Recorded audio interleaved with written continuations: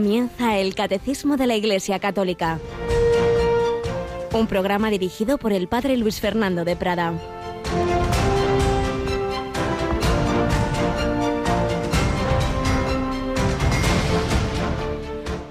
En aquel tiempo designó el Señor otros 72 y los mandó delante de él de dos en dos a todos los pueblos y lugares a donde pensaba ir él, y les decía: la mies es abundante y los obreros pocos, rogad pues al dueño de la mies que envíe obreros a su mies. Poneos en camino. Alabado sean Jesús, María y José. Pues sí, nos ponemos en camino, en nuestro caso nos ponemos en antena, porque también desde aquí queremos colaborar humildemente con el Señor, extendiendo la buena noticia. Pero tú también estás llamado a colaborar.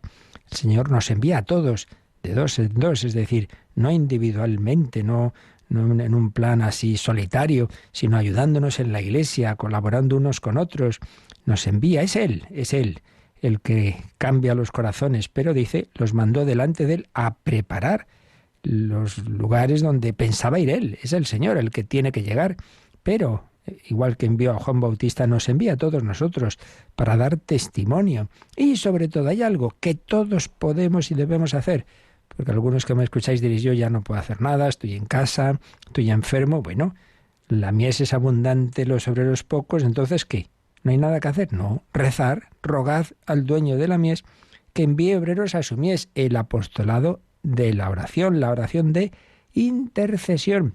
¿Quién no puede ofrecer su vida y rezar? ¿Quién no puede ofrecer la vida por la evangelización, por los misioneros? Vamos a entrar en el mes de octubre, mes misionero y mes del Rosario. ¿Quién no puede rezárselo a la Santísima Virgen? Tienes más tiempo y pedir a unos por otros, pedir por tantos apóstoles, sacerdotes, religiosos, laicos, catequistas.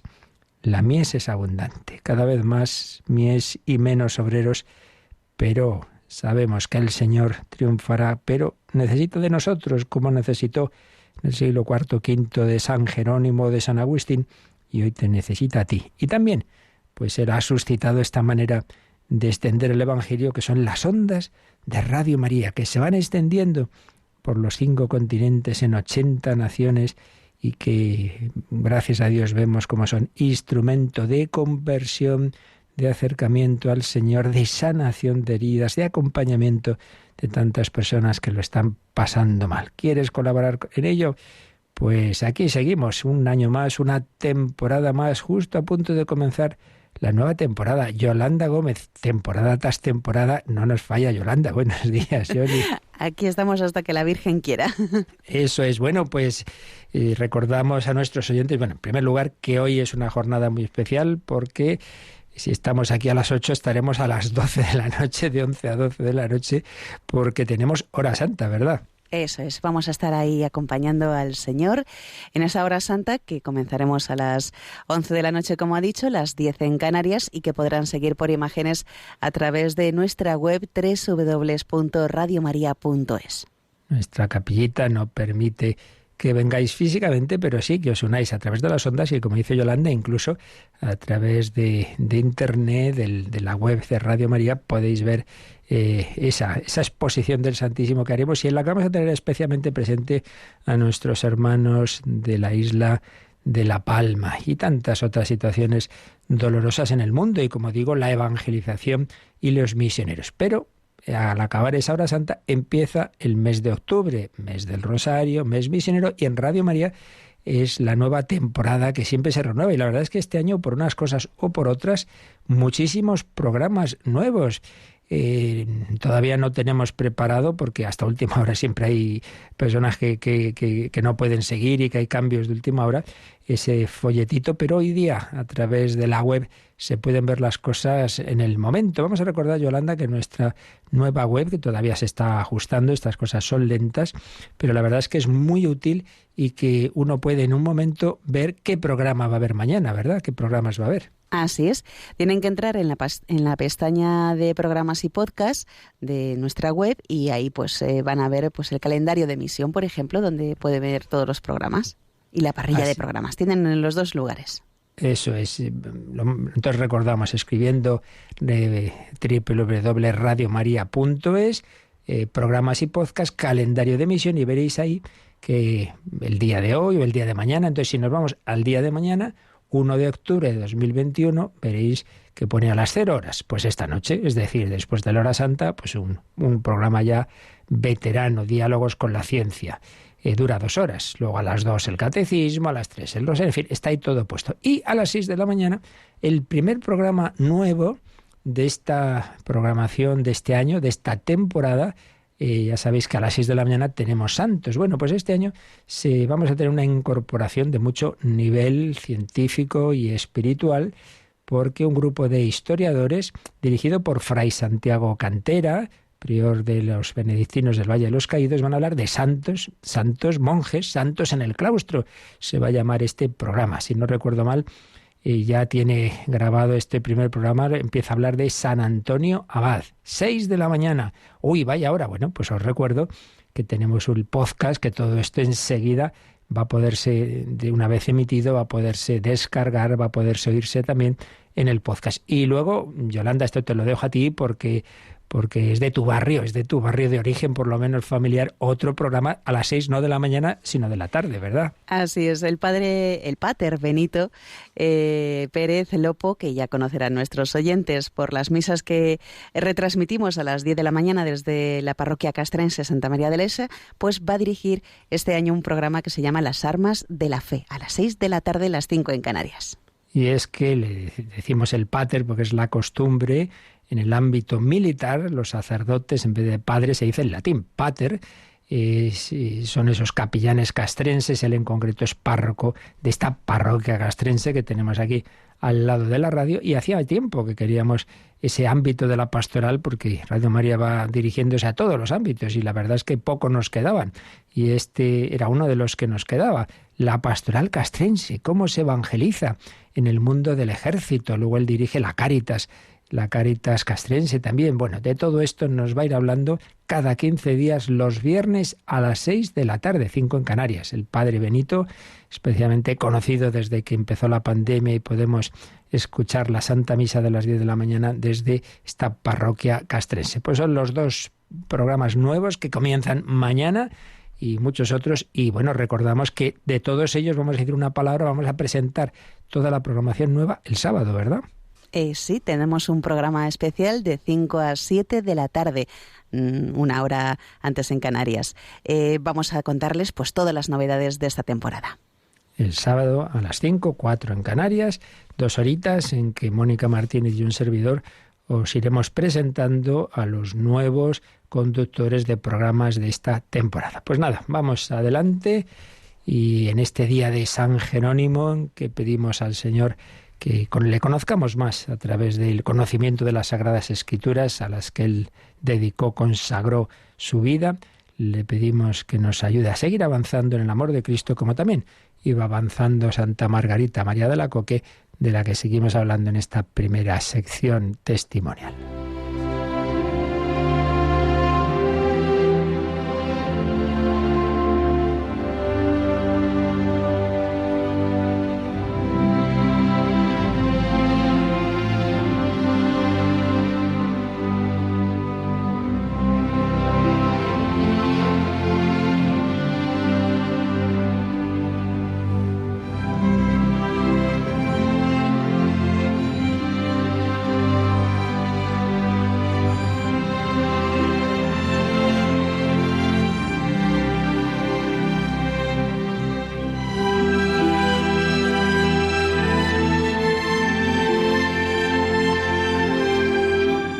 Santa Margarita María de Alacoque, retazos de su autobiografía. Nos habíamos quedado ayer en que, por un lado, recibía unas luces, unas gracias extraordinarias del Señor, místicas en un grado muy extraordinario, pero por otro lado, eso no significaba de ninguna manera que el Señor no quisiera que siguiera las mediaciones ordinarias. En primer lugar, como religiosa que era, pues la mediación de su comunidad y de la obediencia a sus superioras, por supuesto. Pero también quería que tuviera, al menos en un momento decisivo de su vida, la compañía del consejo de un director espiritual, que fue pues un santo, 2 santos. El padre Claudio de la Colombière, Durante mucho tiempo estuvo solo beatificado en la Iglesia y fue Juan Pablo II quien el 31 de mayo de 1992 lo canonizó. San Claudio de la Colombière, un jesuita santo y sabio que la obediencia, la providencia en definitiva, destinó a la pequeña localidad entonces que era Pere-le-Monial, y a muchos les chocó porque era un hombre de muchas cualidades, pero es que Dios quería que ayudara a esa alma. Un alma es, decía San Francisco de Sales, un alma es toda una diócesis. Dios no mira las cosas como los hombres en plan estadísticas, sino que cada persona es todo un mundo que vale la sangre de Cristo. Y entonces cuando visita a la comunidad, siente Margarita en su interior esta palabra del Señor: he ahí al que te envío, he ahí al que te envío. El Señor quería esa mediación, quería que fuera acompañada por el padre Claudio de la Colombière. Luego nos cuenta que como ella era súper tímida, pues le costó mucho abrirse al padre. No quería, pero al final lo hizo. Y entonces dice: le abrí mi corazón y le descubrí el fondo de mi alma, tanto lo malo como lo bueno. Y ahí podemos ver, por un lado, como os comentaba ayer, con otro tipo de repugnancias físicas que tenía a alimentos, etcétera, pues también tenía eso, una hipertimidez, le costaba abrirse, por eso que nadie se extrañe de: ay, yo es que tal como soy, ¿cómo voy a hablar con un sacerdote? Bueno, pues también le costó a Margarita, pero con la gracia de Dios, pues se abrió, y ya desde entonces fue una ayuda inapreciable para su vida, esa dirección espiritual. Y entonces ella le va presentando pues sus dudas, si todo eso que le ocurría era realmente del Señor, o eran inventos suyos, o eran del demonio. Y él la confirma. Dice: sí, esto es del Señor. Por otro lado, lo hacía manteniéndola siempre en humildad, no se creyera que eso era porque era no se sabe qué, sino pues porque Dios tiene esos designios. Es curioso porque había ocurrido en siglo y medio antes, o ahora tendría que calcular 2 siglos antes, Santa Teresa de Jesús, le pasó algo muy parecido. Cuando tiene todas esas luces, comunicaciones del Señor, oración, etcétera, y muchos dicen que eso es del demonio, que tenga cuidado, y la pobre estaba hecha polvo. Hasta que pasó por allí un jesuita joven, estaba recién fundada la Compañía de Jesús, un jesuita recién ordenado, y entendió su espíritu, y le dijo que sí, que era del Señor. Luego tuvo bastantes consejeros y directores espirituales jesuitas. Pasó incluso por Ávila y habló con ella un par de veces, por lo menos, San Francisco de Borja, ni más ni menos. Y todos ellos la confirmaron en ese espíritu, la dieron unas orientaciones clave. Y es que los jesuitas, en el carisma de San Ignacio, pues tienen una especial luz del Señor para esto, para el discernimiento. Y así pasó con Margarita María, que el padre Claudio la orientó. Y, por ejemplo, decía que en un momento dado de su vida Santa Margarita no podía rezar vocalmente. Entonces se sentía como que estaba traicionando al Señor, que no rezaba determinadas oraciones, que el rosario le costaba, que si tenía que forzarse. Y el padre le dijo que no, hombre, que lo que era las oraciones obligatorias sí, pero que en los momentos de oración personal que no forzara a su espíritu, que era en ese momento de su vida, el Señor la llevaba por un tipo de oración, pues que tenía que ser así, que no era momento de forzar. Y es que, pues cuánta necesidad tenemos de alguien experimentado en la vida espiritual que nos pueda dar un consejo así. Mira, ahora tu oración conviene que sea de este tipo.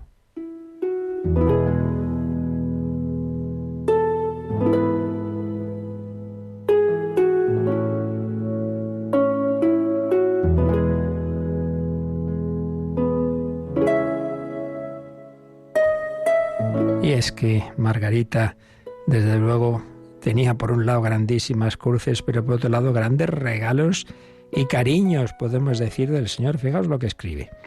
Habiéndole hablado algo acerca de las caricias especiales y unión de amor que recibía del amado de mi alma, me respondió que yo tenía en todo eso un gran motivo para humillarme y él para admirar las grandes misericordias de Dios conmigo. Pues sí, el Señor es capaz de darnos esos cariños, esas caricias en el alma. No, el que mira la vida cristiana desde fuera no entiende nada, le parece, ¡ay, qué horror! Ahí las monjas encerradas, vaya aburrimiento. Y no saben que el Señor puede dar esas luces, esos abrazos, esas caricias espirituales que son mucho más hondas y gozosas que cualquier otro placer físico. Y hay una escena muy bonita en la vida de Santa Margarita y de San Claudio. Dice así: una vez que el Padre vino a decir la misa en nuestra iglesia, nuestro Señor le hizo, y a mí también, 3 grandes gracias. ¿Y cómo fueron estas gracias? Vamos a ver la primera.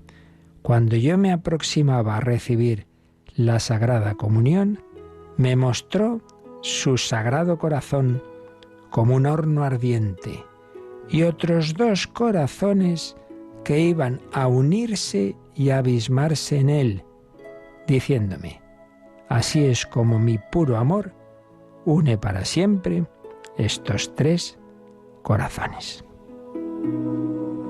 Qué bello. Va a comulgar, el Señor le muestra ese horno ardiente de caridad que es su corazón y ve otros 2 corazones, el de ella y el del Padre Claudio. Y el Señor le dice que su puro amor une para siempre estos 3 corazones. ¡Qué maravilla! La unión espiritual de ese jesuita y de esta visitandina en el corazón de Cristo. Esa es la mayor unión posible, cuando nos unimos no por motivos meramente físicos, psicológicos, aficiones, sino nos unimos en el amor de Cristo. Es una experiencia vital de muchas personas. Es que acabo de conocer hace nada estas personas de esta parroquia, de este movimiento, y estoy más unido a ellas que amigos y familiares míos de toda la vida, porque lo que nos une es el Señor. 2 corazones unidos en el corazón de Cristo. Después me dio a conocer que esta unión era exclusivamente para la gloria de su Sagrado Corazón, cuyos tesoros quería que yo le descubriese al Padre, para que Él los diera a conocer y publicara todo su valor y utilidad. Claro, Margarita María le iba a contar al Padre Claudio pues esos mensajes, esas palabras que recibía del Señor, y fue él el que pues lo dio a conocer al mundo, y así nos han llegado pues lo que esta humilde religiosa recibía del Señor. Con este fin quería que fuésemos como hermano y hermana, igualmente participantes en los bienes espirituales, y representándole al Señor mi pobreza y la desigualdad que había entre un hombre de virtud y mérito tan elevados y una pobre miserable pecadora como yo, me dijo, ¿qué le respondió el Señor? Las riquezas infinitas de mi corazón suplirán e igualarán todo. Háblale sin temor. Bueno, pues eso vale para todos nosotros. Ay, Señor, estoy tan mal, tan pobre, ¿yo qué voy a ofrecer? Pues las riquezas de mi corazón son tuyas, son tuyas. Todo lo mío es tuyo. Todo lo mío es tuyo, como le dijo el padre del hijo pródigo al hermano mayor. Todo lo mío es tuyo. Jesucristo te dice, todos mis méritos son tuyos, ofréceselos tú al Padre. Pues le damos gracias al Señor por tanto amor, por tanta misericordia, y sin necesidad de estas luces extraordinarias, el modo extraordinario de esas comunicaciones, bueno, porque tenían una misión especial, pero lo ordinario esencialmente es igual. Es que el Señor nos quiere meter en su corazón, nos quiere unir en Él, y nos da también la misión de anunciar a todos su inmenso amor. Poneos en camino. Jesucristo cuenta contigo.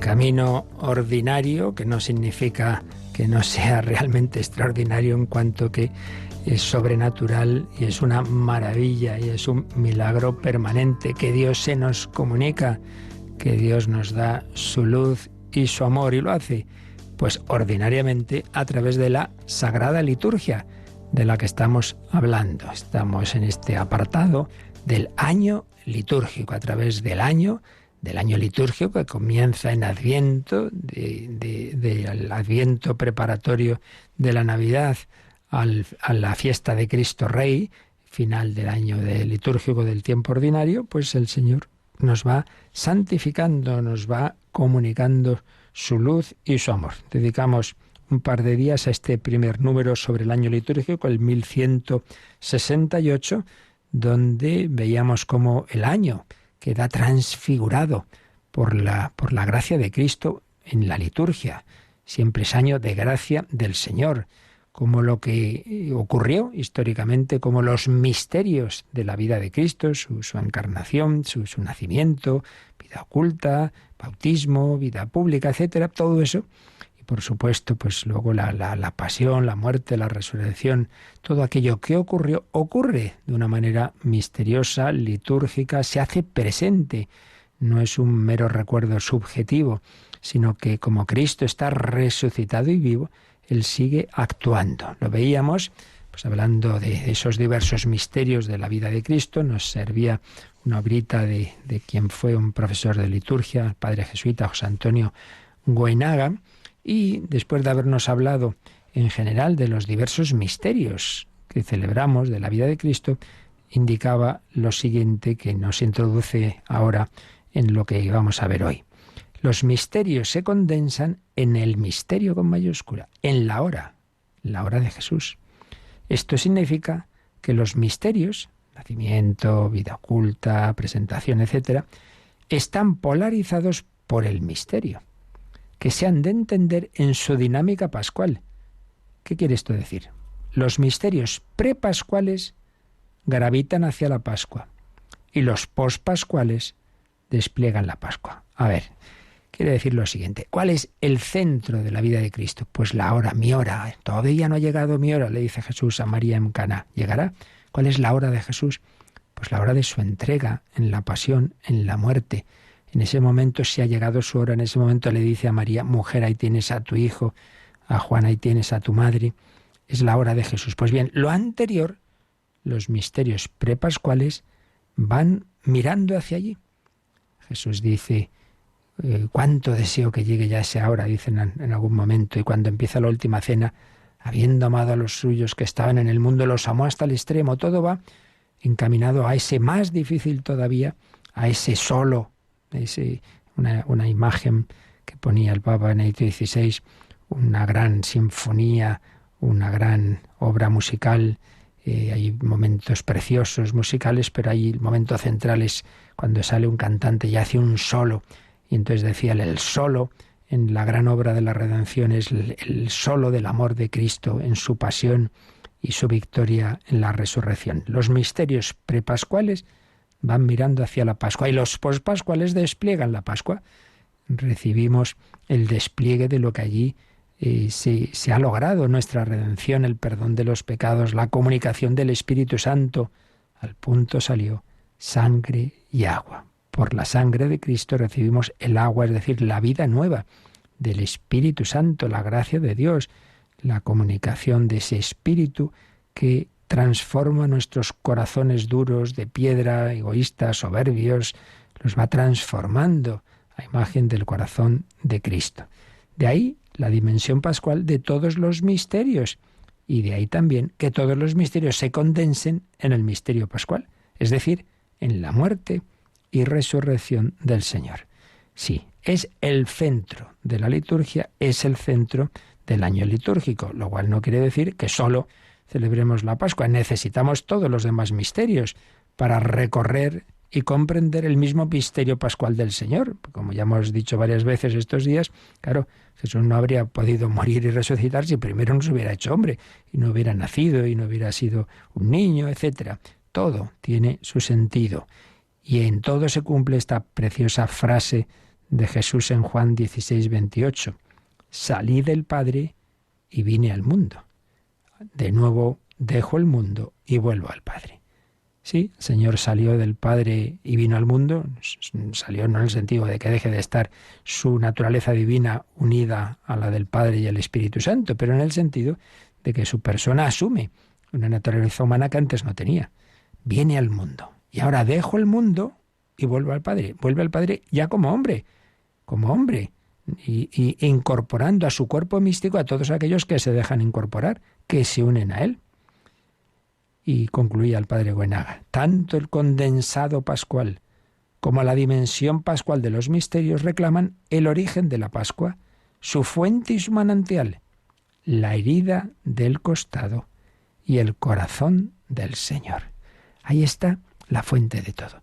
Por eso, Papa Benedicto XVI, en su encíclica Deus Caritatis, decía que tenemos que mirar todo desde ahí, al pie de la cruz, mirando ese corazón abierto, porque es como el centro de toda la historia de la salvación.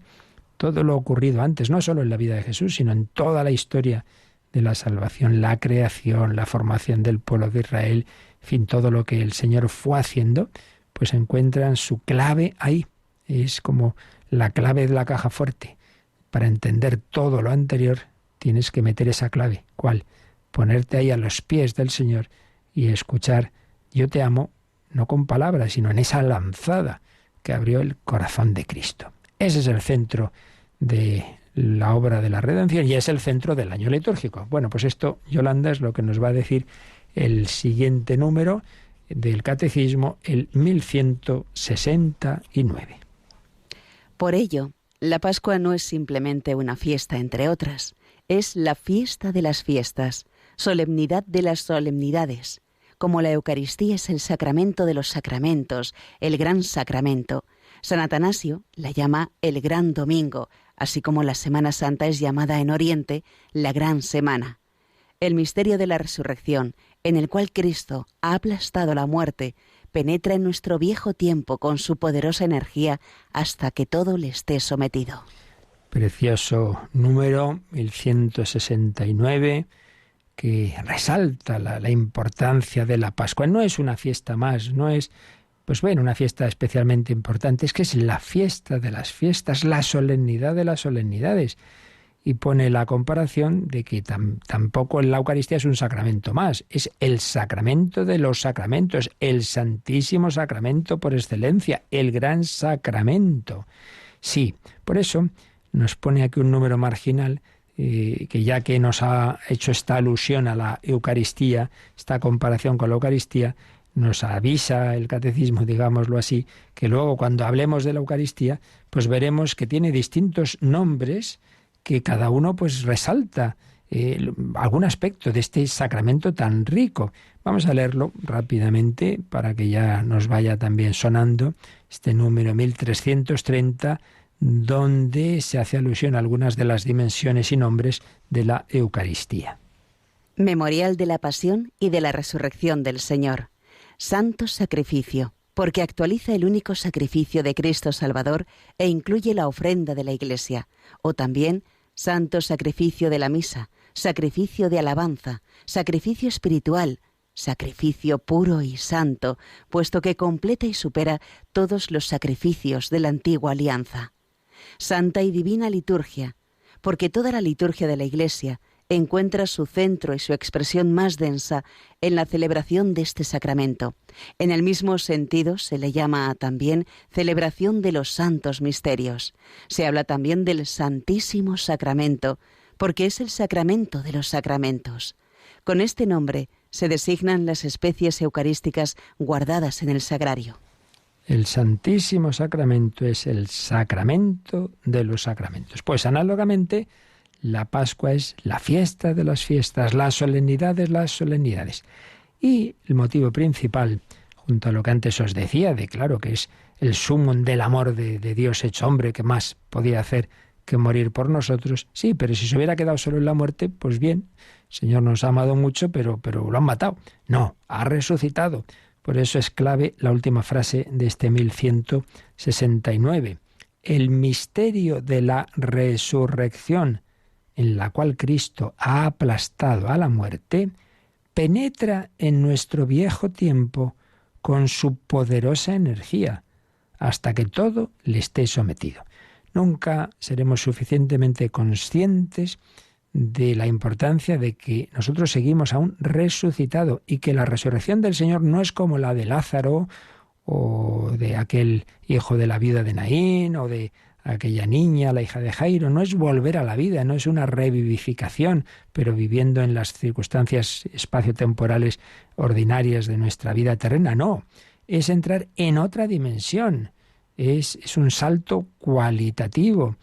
Es que ya el cuerpo no está sometido. La naturaleza humana no está sometida a las leyes físicas de esta vida, sino al revés. Obedece por completo al Espíritu Santo. La resurrección gloriosa pues hace que el Señor pues atraviese el tiempo y el espacio y que por eso pueda comunicarse con nosotros a la vez desde cualquier sagrario del mundo, con cualquier otras circunstancias, o presentarse en el camino de Damasco, o convertir a André Froissart en aquella tarde de París y estar iluminando los corazones de un montón de personas, porque no está sometido a esas condiciones, pero no deja de ser hombre, por otra parte. Cristo resucitado y vivo, que lleva encima las llagas de su pasión como un recuerdo eterno de lo que le hemos costado al Señor. Por eso, repito, no nos cansaremos de decirlo una y otra vez, y no nos quedemos en una idea de un cristianismo meramente doctrinal. Pues aquí nos reunimos y leemos la Biblia, que está muy bien, claro, no faltaría más, y luego pues tomamos nuestros compromisos, pues estupendo, y entonces luego hacemos muchas obras muy buenas. Sí, todo eso está muy bien, sí procede de una relación personal con Cristo vivo, y está vivo porque ha resucitado para siempre, ya no muere más, y actúa de una manera muy especial a través de la liturgia. Por eso, hoy nace el Señor, hoy el Señor se celebra su bautismo para que yo viva mi bautismo. Hoy el Señor lucha contra Satanás en las tentaciones para darme la fuerza de luchar yo contra las mías. Cristo vivo se va comunicando con cada uno de nosotros a lo largo del año litúrgico. Yo acudo a Él para recibir esas gracias que Él me obtuvo cuando vivió todo esto de una manera histórica y que ahora me lo hace presente, me da el fruto de todas aquellas acciones que procedían de su amor. ¡Qué maravilla! El sacramento del amor es la Eucaristía, y la Pascua, el centro de esa obra redentora, la solemnidad de las solemnidades que celebramos semanalmente el domingo. Bueno, y diariamente, evidentemente, cada vez que vamos a la Santa Misa, pero veíamos que en primer lugar el primer ritmo en que se celebraba este momento central de la historia, que es la resurrección del Señor, era el ritmo semanal del domingo y luego el ritmo anual de la Pascua. Y siempre con esa centralidad de la Eucaristía. Vamos a quedarnos dando gracias a Dios por tanto don, por tanta misericordia y porque a través de los sacramentos, columna vertebral de la liturgia y del sacramento de los sacramentos, el Santísimo Sacramento de la Eucaristía, me encuentro con el mismo Jesucristo. Si San Juan pudo reclinar su cabeza en el costado de Cristo, oíamos antes cómo los corazones de Margarita María y de Claudio de la Colombiera entraban en el corazón de Cristo, porque ese corazón divino y humano está vivo, latiendo de amor por cada uno de nosotros.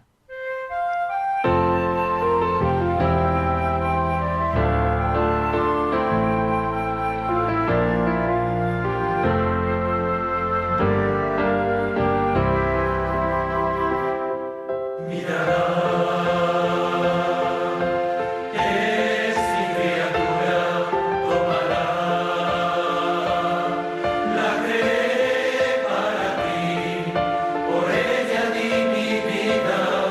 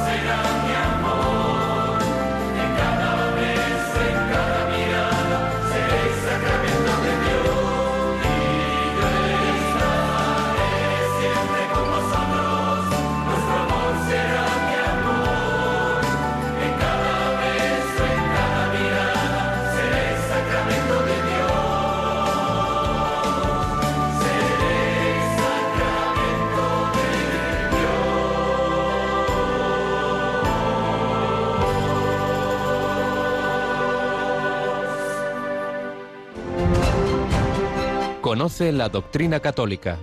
Escucha el catecismo de 8 a 9 de la mañana, de 7 a 8 en Canarias.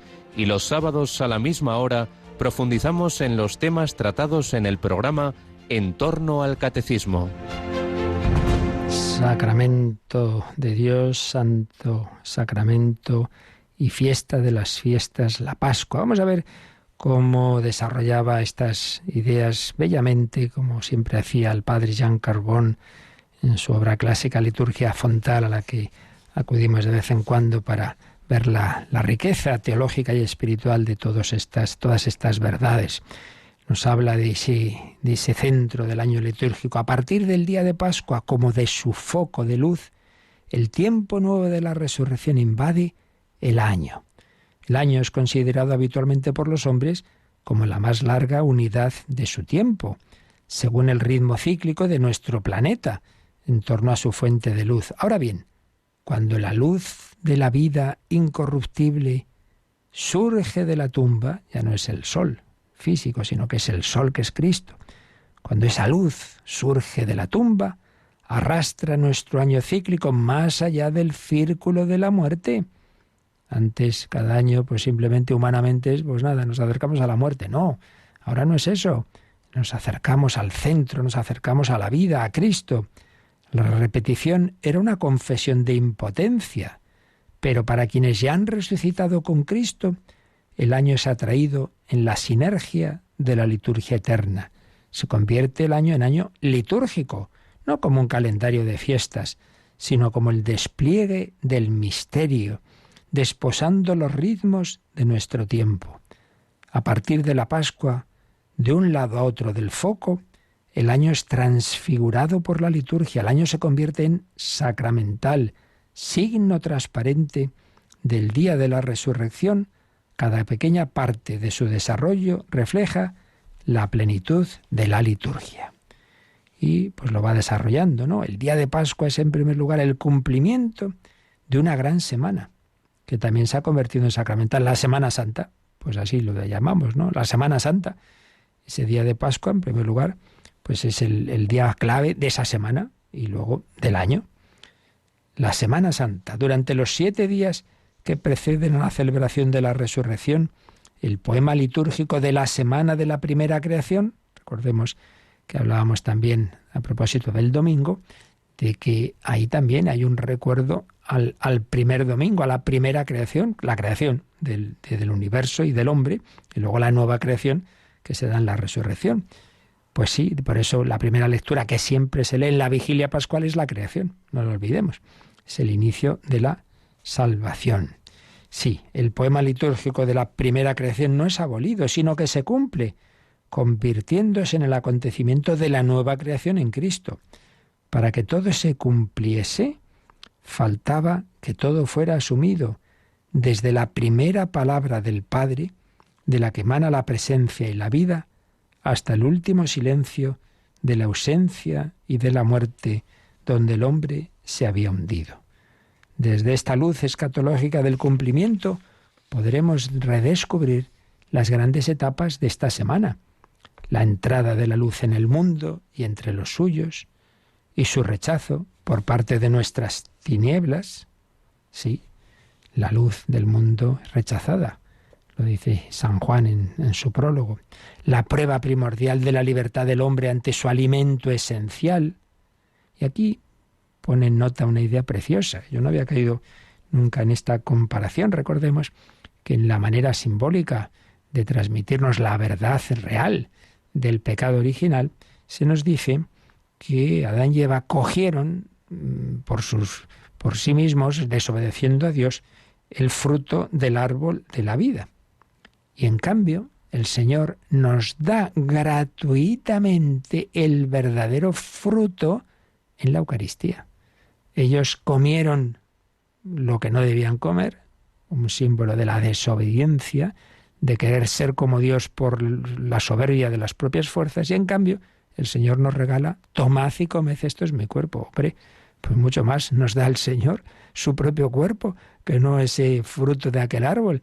Es un símbolo precioso. Y es que si nos fiáramos de Dios, si Él quiere regalarte todo, pero desde la humildad y desde la acogida de su misericordia, no desde la soberbia prometeica del que quiere robar el fuego a los dioses, que no, hombre, que no, que el fuego va a bajar del cielo a la tierra en Pentecostés, y el fruto no lo vas a coger tú del árbol, sino que te lo regala Jesucristo, el cuerpo de Cristo. Toma y come. ¡Qué maravilla! Pues sí, todo esto queda integrado en este año litúrgico, porque todo al final va a ser redimido.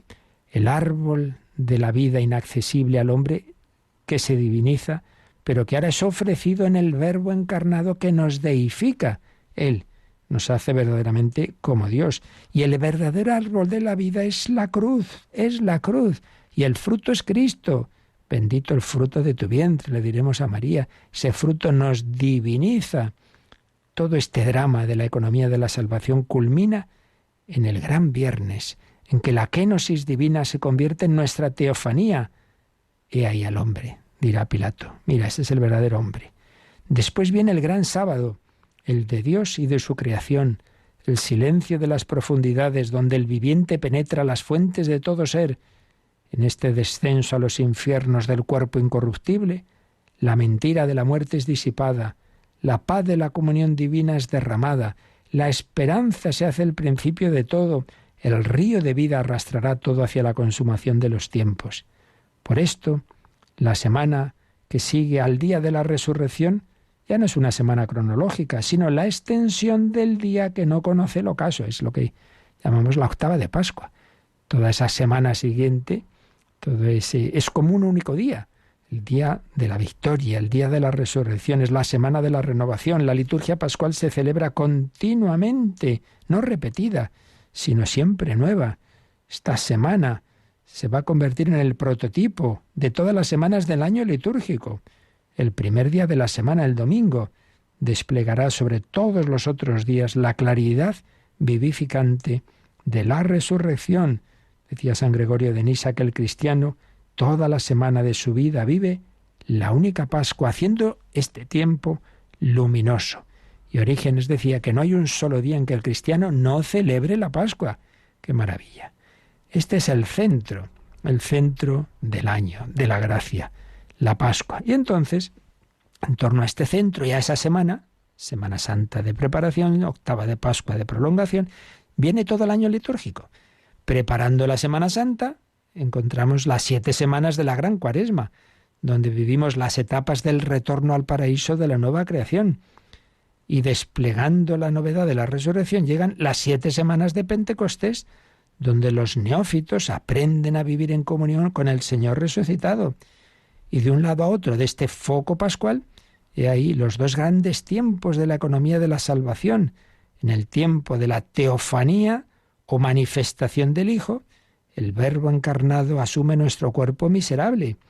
Y en el tiempo de la theosis o deificación por medio del Espíritu, el aliento del Señor nos conforma con su cuerpo de gloria. Como veis, padre Jean Corbon era profundo teólogo de oriental, y a veces hay palabras que nos pueden resultar un poco extrañas, pero yo creo que vamos cogiendo lo esencial de lo que nos transmitía, cómo Dios se ha hecho hombre para que el hombre se haga Dios, como todo eso lo vivimos en ese centro de la Pascua, con esa preparación, con esa culminación, como el Señor nos quiere divinizar. Y finalmente él hacía como un paralelo entre los momentos clave de la celebración eucarística y estas etapas del año litúrgico. Él decía que a la liturgia de la palabra corresponde el tiempo de la manifestación del Señor, el tiempo de la Epifanía. Ya sabéis, la Epifanía incluye la adoración de los magos, el bautismo del Señor y el primer milagro en Caná. Bueno, pues ¿quién es ese Señor que se va manifestando en la Epifanía? Pues para eso está la liturgia de la palabra, para hablarnos de ese Jesús. Pero las iglesias sintieron muy pronto la importancia de un tiempo preparatorio. Y ahí está el Adviento, ahí está ese Adviento que fuese a la vez comienzo y término del año sacramental, alfa y omega del misterio, memorial de las preparaciones al primer Adviento del Señor y la espera de su segunda venida. Luego, la anáfora eucarística, el centro de la Santa Misa, eso en que va a estar la plegaria eucarística debía tener la consagración. Eso corresponde, dice, al tiempo de la Pascua del Señor, preparada por la Cuaresma y culminada en la Ascensión. Y luego, la última parte de la misa, la comunión. A esa parte, dice, corresponde el tiempo de la efusión del Espíritu Santo. Jesús nos abraza en la comunión y de ese abrazo viene la comunicación de su amor, que en definitiva es el Espíritu Santo. Efusión del Espíritu Santo, tiempo por excelencia de la Iglesia en crecimiento, tiempo de los apóstoles, de la transfiguración, del cuerpo de Cristo y de su participación en la cruz vivificante. En esta luz de comunión se revela, por otra parte, el sentido del santoral, como celebración del santo cuerpo de Cristo. Sí, nos vamos uniendo a Cristo, a su cuerpo, en su cuerpo místico, y entonces ahí está la celebración de la Santísima Virgen, la Toda Santa, la Inmaculada, y de todos los santos, cuya comunión es celebrada como cumplimiento de Pentecostés. Sí, el Espíritu Santo hace santos a muchas personas. Entonces, la celebración de los santos no es algo independiente de que celebramos unos héroes maravillosos, no.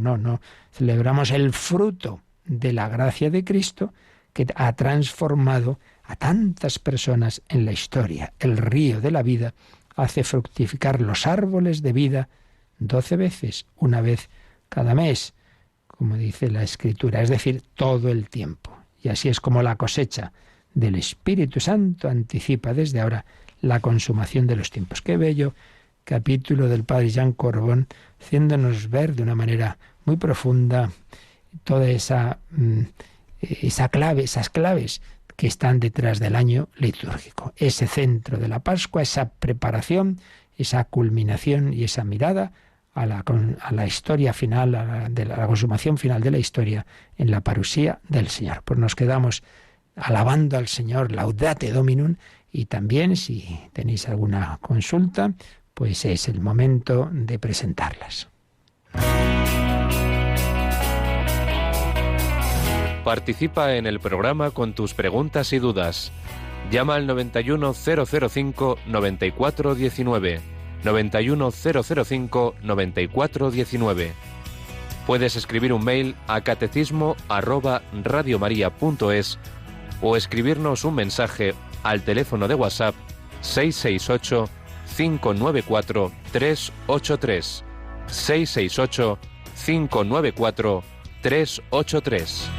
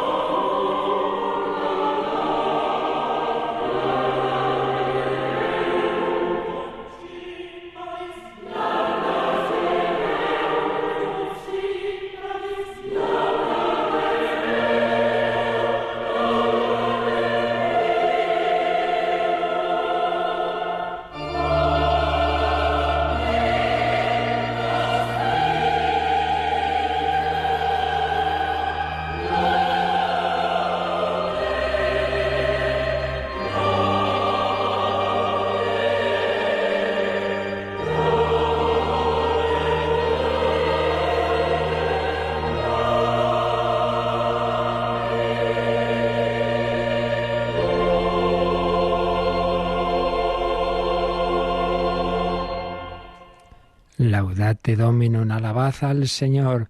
Creo que nos había quedado alguna llamada pendiente de ayer, ¿verdad, Yolanda? Sí, nos llamó Rosario desde Castellón de la Plana y bueno, nos contaba que había conocido el amor de Dios y todo lo bueno que había hecho en su vida y con su familia, pero ella sentía que queriendo hacer el bien, como dice San Pablo, pues hace el mal y se siente muy culpable después de todo lo que ha recibido del Señor. Entonces, quiere saber un poco cómo afrontar todo esto.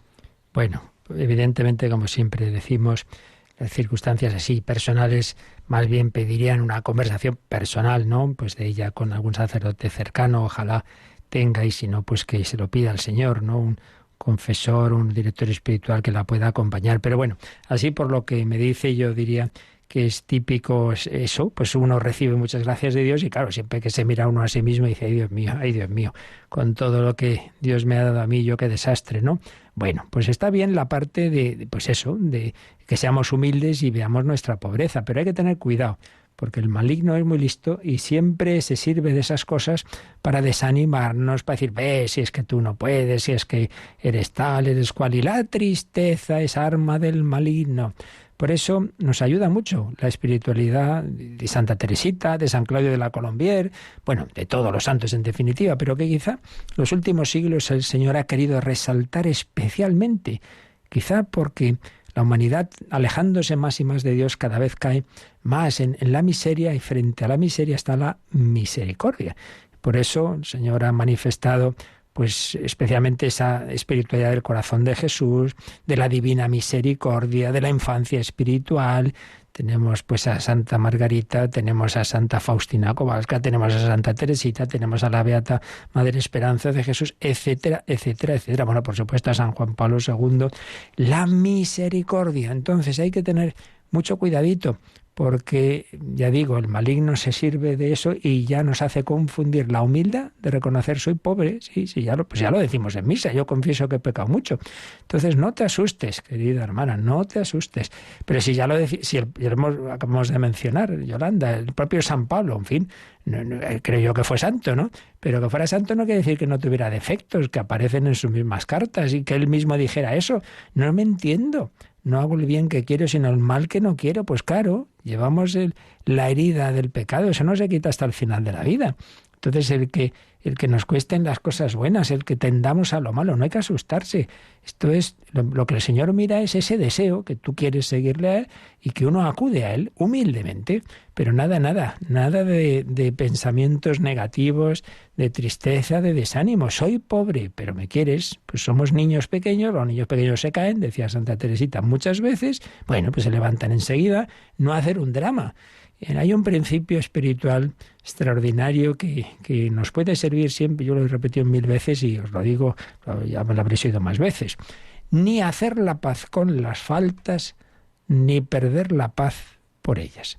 No hacer la paz con las faltas, no decir, bueno, yo soy así, tengo mal genio, que se fastidien los demás. Hombre, no, cada día pídele al Señor que te ayude, vamos a luchar, venga, a ver qué podemos hacer hoy. No hacer la paz con las faltas, pero tampoco perder la paz por ellas. Ay, otra vez me enfado, no tengo remedio. Señor, perdóname, pero no voy a hacer un pecado peor, que es desanimarme. En esto el acto de confianza de San Claudio de la Colombière es una maravilla. Si no lo conocéis, buscadlo en internet, el texto, también lo tenemos, el audio, si no recuerdo mal, en los podcasts de oración de Radio María. Acto de confianza. Señor, he caído, pero no perderé la esperanza en tu misericordia. Ya perderé lo que sea, pero eso no. Y por tanto, con confianza y con paz. Muy bien, pues nada, seguiremos hablando del año litúrgico y de esta maravilla que es como el Señor va transfigurando nuestra vida a través de la liturgia. Y os recuerdo que esta noche tenemos la hora santa a las 11, 10 en Canarias, pues eso, prolongación de la liturgia, de la Eucaristía, ese Jesús que se ha hecho presente en una Santa Misa, se ha quedado en el Sagrario y vamos a poder estar en adoración, en alabanza, en intercesión por tantas necesidades de España, la isla de La Palma y del mundo entero. La bendición de Dios Todopoderoso, Padre, Hijo y Espíritu Santo, descienda sobre vosotros. Alabado sea Jesucristo.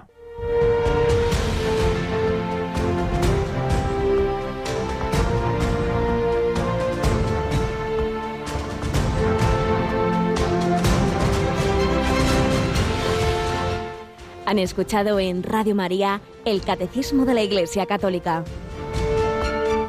Un programa dirigido por el Padre Luis Fernando de Prada.